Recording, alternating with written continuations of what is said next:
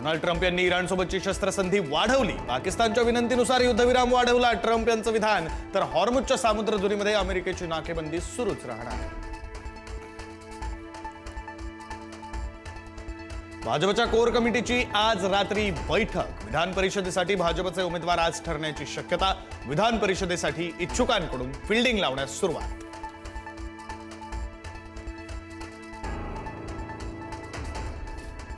पंतप्रधान मोदींवरील टीकेनंतर मल्लिकार्जुन खरगेंचं स्पष्टीकरण. आधी मोदींना म्हटलं दहशतवादी, नंतर खरगेंकडून सारवासारव. मोदींना दहशतवादी म्हटलंच नाही, खरगेंचं स्पष्टीकरण.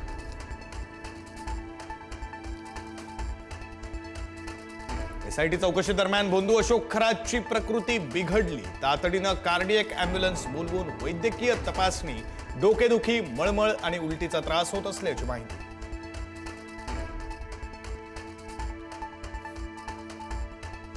भोंदू अशोक खरात प्रकरणामध्ये तपासाला वेग. नाशिकमधील एका बड्या हॉटेल व्यावसायिकाची एसआयटीकडून तब्बल 6 तास चौकशी. खरातच्या व्यवहारांची चौकशी करत धागेदोरे शोधण्याचा प्रयत्न.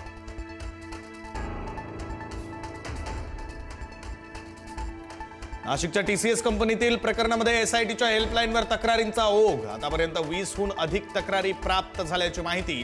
धार्मिक भावना दुखावल्यासंदर्भात अनेक तक्रारी.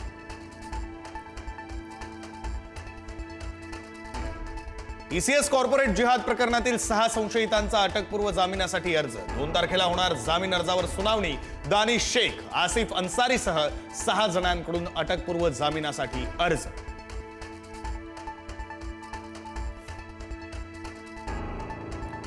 टीसीएस प्रकरणातील महिला आरोपी निदा खान अद्याप फरार. निदा खानच्या अटकपूर्व जामीन अर्जावर 27 एप्रिलला सुनावणी. सुनावणीपूर्वी अटकेसाठी पोलिसांचे प्रयत्न तीव्र. वसई तहसील कार्यालयातील कर्मचाऱ्याला 7 लाखांची लाच घेताना रंगेहात अटक. ठाण्याच्या लाचलुचपत प्रतिबंधक विभागाची कारवाई. कर्मचारी अनिल चौबलच्या अटकेनंतर अप्पर तहसीलदार विनोद धोत्रेही फरार. लग्नासाठी पुण्यातील तरुणाला भन्नाट आयडिया पडली महागात. पुणे पोलीस दलामध्ये रुजू झालो असे खोटे फ्लेक्स लावले. तरुणावर नऱ्हे पोलीस ठाण्यात गुन्हा दाखल.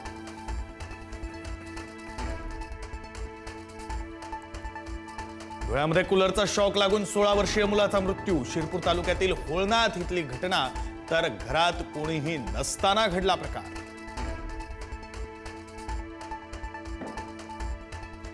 मुंबईमध्ये आज पाणी पुरवठा खंडित. काही भागात कमी दाबानं पाणी. सकाळी 10 वाजेपासून ते उद्या पहाटे 4 वाजेपर्यंत पाणी पुरवठ्यावर परिणाम.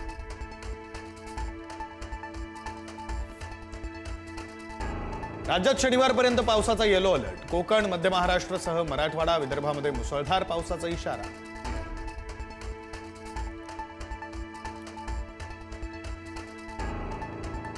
अमेरिका इराण युद्धबंदीवर पाकिस्तानात आज चर्चा होण्याची शक्यता. अमेरिकेचे उपराष्ट्रपती JD व्हान्स आणि इराणच्या संसदेचे अध्यक्ष मोहम्मद गालिबाफ आज इस्लामाबादेत दाखल होणार असल्याचा अंदाज. पहलगाममध्ये झालेल्या दहशतवादी हल्ल्याला 1 वर्ष पूर्ण. पाकिस्तान पुरस्कृत अतिरेक्यांनी हिंदू पर्यटकांवर धर्म विचारून झाडल्या होत्या गोळ्या. 22 एप्रिलच्या हल्ल्याच्या कटू आठवणी आजही जिवंत.